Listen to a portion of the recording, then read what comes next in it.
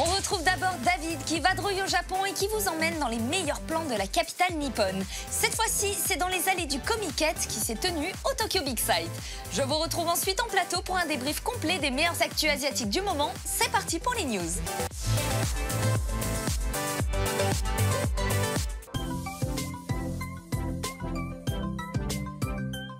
Konnichiwa, salut à tous. Aujourd'hui, nous sommes à Tokyo, au centre de convention Tokyo Big Sight, et je vous emmène dans l'enfer du Comiket.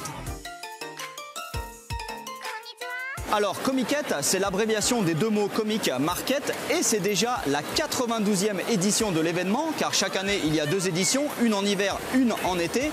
Et ce qui caractérise le Comiket, c'est que c'est un salon amateur. Ça n'est pas comme Japan Expo, ici l'entrée est complètement gratuite et la quasi-totalité des staffs sont des bénévoles.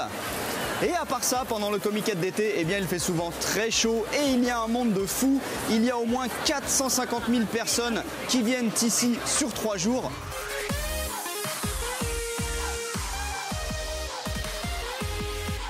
Bon, la principale raison d'être du Comiket, c'est la vente de doujinshi, de petits mangas amateurs. Et ici, il y a plusieurs immenses halls qui sont tous réservés à la vente de ces doujinshi.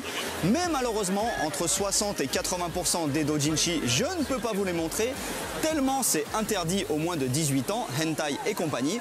Mais heureusement, il y a aussi des stands normaux, comme celui-ci, sur lequel je me suis acheté un doujinshi issu de Token Ranbu, un truc ultra populaire au Japon. À la base, c'est un jeu online dans lequel des armes, des épées sont incarnées par de très beaux gosses.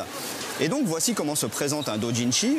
Vous voyez, il y a une très belle illustration en couleur. C'est assez petit, ça ne coûte pas très cher. Celui-ci m'a coûté 300 yens, 2,50 €. Et à l'intérieur, c'est en noir et blanc, comme dans un manga. Il y a plein de petites histoires originales, souvent humoristiques.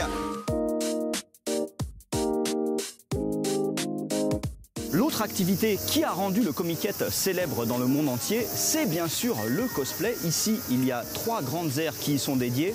Mais pour être honnête, c'est quand même franchement le bordel. Moi, je me suis mis un peu au calme ici.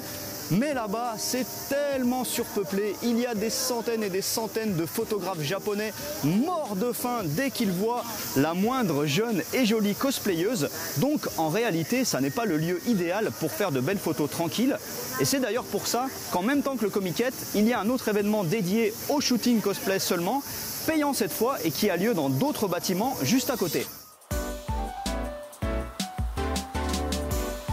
Voilà, le Comiket, c'est sympa, mais il y a beaucoup trop de monde. Je suis épuisé, donc pour une fois, je ne finis pas avec une jolie cosplayeuse, mais avec un cosplayer à la tête de coussin. J'ai aucune idée de la série d'où il sort, mais c'est pas grave, parce qu'il est tout moelleux.